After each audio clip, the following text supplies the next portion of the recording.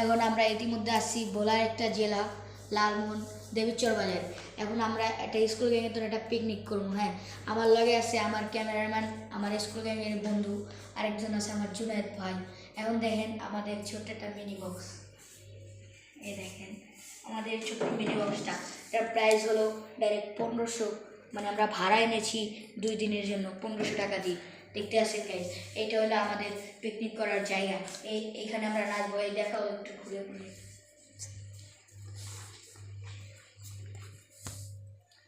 এই দেখছেন আমাদের এইখানে অনেক ফটো আছে। এই একটা ফটোর অ্যালবাম। এই এই কিছুদিন আগে আমার এক বন্ধুর জন্মদিন গেছে, সেটার ব্যানার। এইখানে 2টা ফ্রিজ আছে, একটা দিয়ে আপনার মাছ দেখা, 2টা ফ্রিজ আছে, একটা মাংস একটা মুরগি রাখে। ওই দেখেন এখানে আছে তার দাদার অনেক